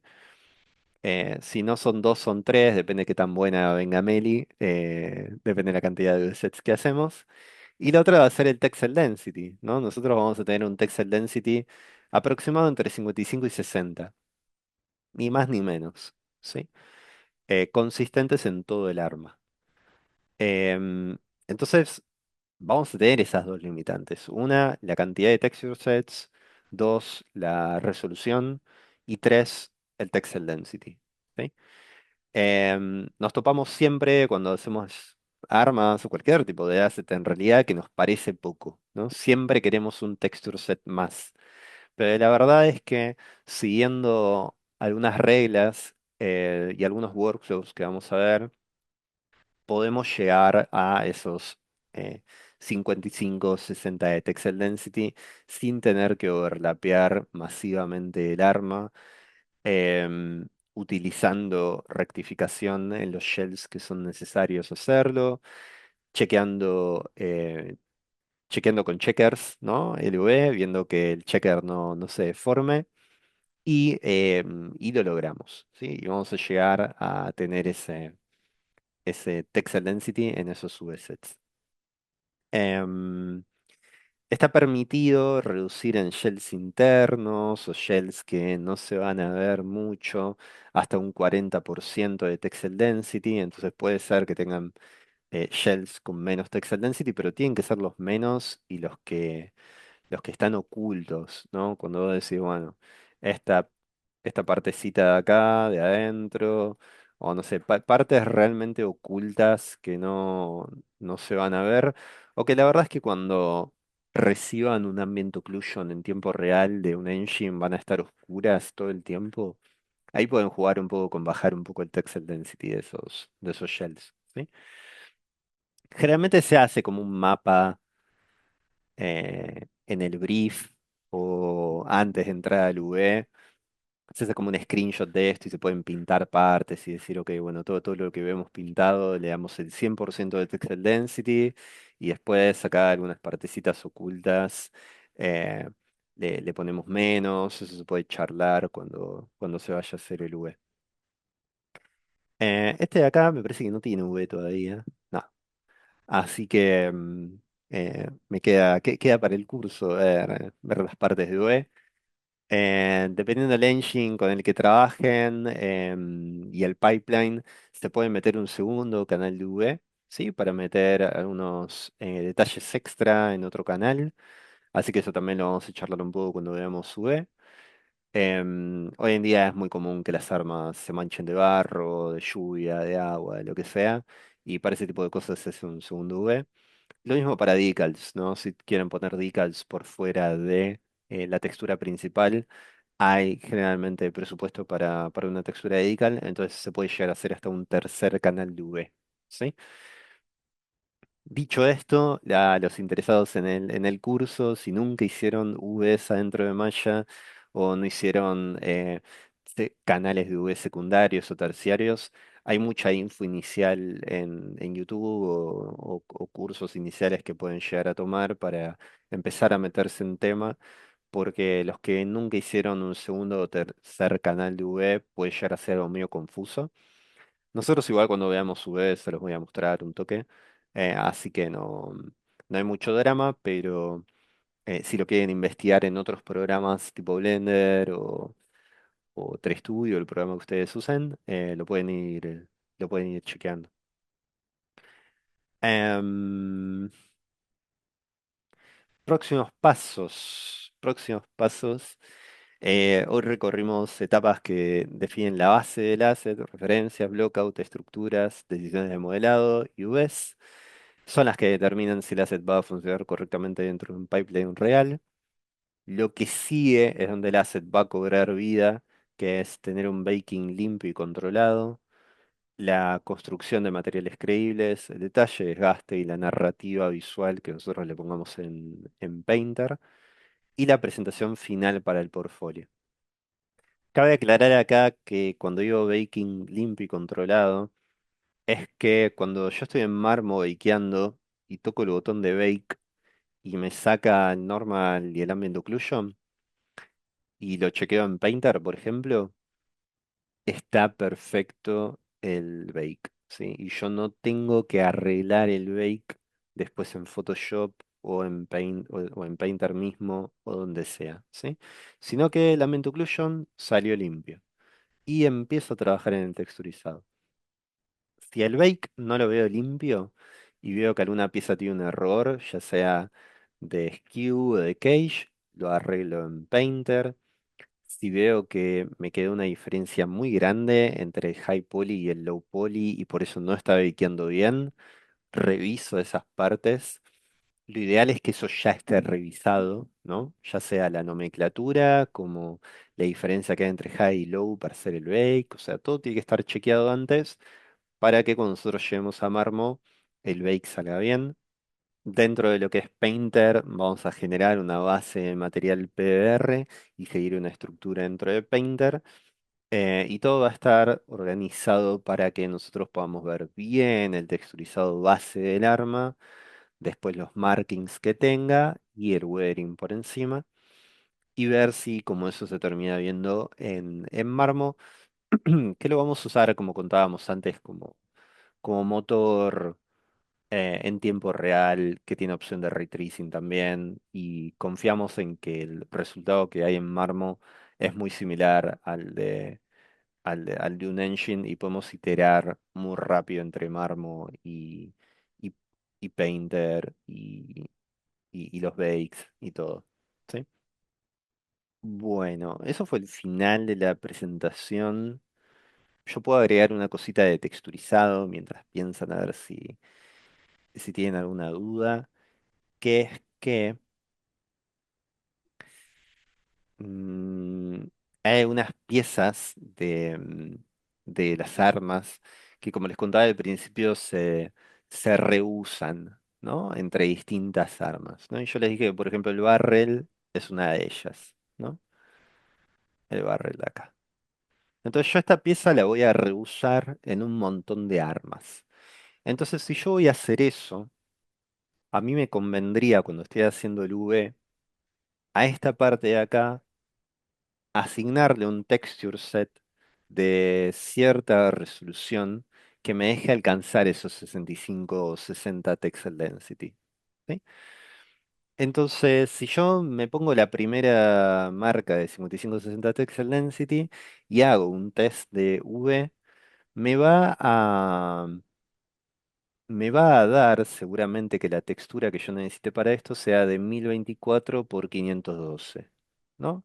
O de 2048 por 1024. Y podemos llegar a tener, dependiendo del contexto, un texture set de una textura rectangular. Siempre y cuando sean cuadrados los números, los bitmaps van a funcionar bien. Entonces se empiezan como a desprender distintas texturas de ese texture set principal o de esos dos texture sets que hicimos de 4K al principio. Y decimos, bueno, esto lo vamos a sacar aparte. Y así podemos empezar a sacar aparte otras piezas, ¿no? Por ejemplo, tenemos el scope, se va a reusar en otras armas. Entonces nos ponemos a hacer el UV y vemos que esto puede llegar a entrar en una textura de 1024 por 1024. Perfecto, entonces tengo una textura de 1024 por 1024 que la saco, una textura del barrel de 2048 por 1024 que la saco, el magazine seguro, esto es algo que se reutiliza en un montón de armas, y el magazine la puedo meter en una textura de 1024 por 1024. El stock, sí, bueno, el ejection port, charging. Supongamos que Supongamos que el grip lo sacamos aparte también en otra de 1024 por 1024. Entonces empezamos a sacar tantas cosas que todo eso que sacamos, si lo juntamos, arma ese segundo V-set. Pero todas esas piezas las tenemos aparte. Y esto de acá hacemos la cuenta, vemos si entra dentro de lo que es el Texel Density y todo esto lo paqueamos junto en una textura de 4K, ¿no? Entonces cuando lo llevemos a Painter vamos a tener nuestros, no sé, tal vez 6 materiales, ¿no? Pero este va a ser el de 4K por 4K y podemos pasar al segundo material, por ejemplo, el Magazine, que es una textura de 1K, ¿no? Y texturizamos en ese segundo, ¿no? Esto es estratégico en este tipo de pipelines porque, como les digo, o sea, si se empiezan a reusar distintas partes, después los engines no tienen que andar calculando todo 20 veces, entonces pueden agarrar todo lo que es el main body, apagarlo, todas estas partes las apagan y acá viene el próximo arma, tipo la siguiente carabina que armen, la ponen acá y esto ya está cargado en Engine, ya te carga su textura y todo, ¿sí? Entonces eso sí puede pasar y seguramente va a pasar cuando vean texturas, es que al final de todo todos los specs son similares a tener dos texture sets de 4K, pero están divididos de forma estratégica para que el armado de otras armas sea modular, ¿no? Y se pueda reutilizar, por ejemplo, el scope en distintas armas, ¿sí? Pero el scope siempre va a tener esa benchmark de 1024 por 1024 con texel density de 55 a 60. Y bueno, es bastante divertido, es siempre un desafío llegar a ese Texel Density con las texturas. Siempre está bueno ver el primer layout que tenemos en el UE y cómo podemos hacer para optimizarlo, ¿no? Lo mismo puede llegar a pasar con materiales de vidrio o de pantallas que decidamos darle una benchmark específica y decir, bueno, como es vidrio, va a tener su propio texture set de vidrio con una textura de 128 por 128. Algo mínimo puede llegar a venir bien para detallar un poco de weathering o de uso en el vidrio, pero después el material de vidrio termina siendo más sencillo que un material de superficie sólida. ¿Sí? Em, bueno, Fran Solo, pregunta. Sí, Alex, solo para terminar de redondear un poco, para que no se queden con la duda un poco de lo que estamos apuntando a nivel de calidad. Si te puedo robar la pantalla un segundo, Tincho. totalmente. Tengo que dejar, ¿no? Ah, Sí, creo que sí. stop share. Ahí va. Díganme cuando están viendo la pantalla. Sí, Bien, si bien nosotros vamos a estar siguiendo una versión más sintética de algunas de las cosas que se están haciendo en los proyectos, obviamente, nuestro target de calidad siempre intenta ser o va a intentar ser lo más alto posible. En este caso, estos son algunos de los chicos que estuvieron trabajando en el proceso bueno, el modelado de armas de Battlefield dentro de este Art Blast que les había comentado Tincho. Este, como para que tengan un poco una idea de cuál es la idea del target de lo que se intenta llevar. Obviamente nosotros tenemos un tiempo un poco más limitado en cuanto a el desarrollo, pero si ustedes van siguiendo las clases clase a clase y se van poniendo las pilas con respecto a tratar de llevar al día el modelo y demás, la idea sería que en la parte que justo ahora no tenemos para mostrarles ahí a nivel texturas, tratemos de aspirar a darle el mayor detallado posible, ¿no? Nosotros tenemos mucha exigencia desde este lado principalmente porque es lo que termina de darle el finish al modelo. Desde lo que son los giro scratches, los detallitos chiquititos, el tratamiento de los distintos metales, los polímeros, lo que vendría a ser el storytelling, que cuenta un poco el uso de esta arma según el soldado que la estaba empleando y demás. Este, El foco, o sea, principalmente en la parte de texturas, el foco va a estar en tratar de hacer que esto realmente refleje un uso natural por parte de un uso profesional, ¿no? Este, mm, la mayor parte de todas estas cosas que le estuvo mostrando recién Tincho, si ustedes le prestan atención a todas estas imágenes que son todos de distintos artistas, van a notar que hay una consistencia bastante importante. O sea, no es que realmente parece que están hechos todos por personas distintas, Si ustedes agarran casi cualquier arma dentro del proyecto este, por lo menos, van a notar que todo no solo sigue una línea de arte sólida, sino que al tener un proceso tan marcado, tan bien definido, lo que permite hacer es que todo parezca hecho de nuevo por la misma persona, que eso es lo más importante y por eso es tan clave poder respetar cada parte del pipeline step, cada proceso y tener tan en claro que no podemos pasar de parte en parte del pipeline step sin tener todo lo otro bien cerrado. Es por eso que nosotros a lo largo del trayecto, para poder dar seguimiento a esto, más allá de la asistencia del docente, la idea es que vamos a tratar de encararlo de la misma manera que lo encaramos normalmente en una producción real, que es empezando por un brief técnico, que es lo que les había comentado Tincho, donde ustedes van a definir o van a recibir toda la definición técnica de cantidad de polígonos, texel density, bueno, el arma que vamos a estar encarando y todo lo que ustedes necesitan para decir, ok, voy a empezar así, lo voy a trabajar de esta manera, vamos a ir pasando de esta forma y este es el objetivo que yo necesito para que esto pueda funcionar en este engine o en tiempo real en sí. En eso obviamente que va a haber una pequeña búsqueda base que ustedes van a ir expandiendo y a lo largo del proceso, más allá de empezar trabajando con ese brief técnico, la idea es que ustedes triangulen de alguna forma una checklist que le vamos a dar nosotros también, que es como un repaso de cada una de las partes, que esto mismo que dijo Tincho y explicó, pero por escrito y demás, es una especie de suerte de documentación técnica bien detallada por Pipeline Step, un modelo benchmark, que es este que también compartió Tincho acá, como para que vean un poco cómo es el tratamiento de los chamfers, las medidas, el nivel de detalle, la geometría en cada parte del pipeline. Y desde luego lo que tienen ustedes. La idea es que ustedes logren triangular toda esa información y termine plasmada justamente en el modelo.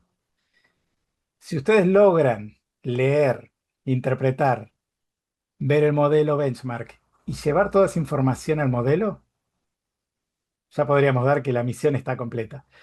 Es complicado porque te hace ir y venir muchísimo en todo el proceso, te hace revisar la documentación, te hace ver las imágenes de nuevo, te hace ver, leer todo una y otra vez. Pero lo importante en eso es que una vez que uno entra en ese proceso, ya se acostumbra. Y es ideal porque cuando están en producciones grandes, es importantísimo que cuando ustedes dejan un modelo en alguna parte del pipeline step, si no la pueden seguir o se la tienen que pasar a otro artista por lo que sea, vacaciones, porque usted se los necesita, porque tiene una skill especial en modelado, supongamos, el otro que recibe el asset ya sepa que si se lo dieron en textura, todo lo otro está cerrado y completo. No que, no, bueno, pero hay que volver atrás a hacer unos ajustecitos acá al low, otros al bake. No, no. Si está aprobado bake, es porque ya está listo para textura. Entonces, por eso se trata de ser tan metódico en cada parte del pipeline. Muchas gracias por la buena onda de todos, por quedarse, por escuchar. Yo sé que no paré de hablar, hace 2 horas y media más o menos estamos hablando de esto. En el curso soy medio así también, pero hay muchos momentos en el medio donde se abre un poco de charla, se discute un poco, para que no sea tan duro, porque eh, seguir modelando hasta tan tarde puede ser un poco agotador, así que va a ser una mezcla, ¿no? De partes más demostrativas, de partes más técnicas, vamos a chequear documentación juntos, vamos a chequear la benchmark juntos, vamos a ver cómo modelar ciertas partes, ¿sí? Es como todo un mix. Buenísimo. Bueno, Gente, muchísimas gracias, como dijo Tincho, por llegar hasta el final, principalmente. Y bueno, cualquier duda, cualquier consulta extra que les vaya surgiendo, ni lo piensen, pónganse en contacto con el instituto, ellos nos transmiten a nosotros cualquier inquietud y nosotros vamos respondiendo a medida que vayan llegando, ¿sí? Cuestiones de portfolio, si ustedes quieren saber si por ahí no va a ser muy pesado o se necesitan reforzar con alguna otra cosa, los chicos siempre nos vienen compartiendo como para que nosotros podamos un poquito alinear la expectativa también.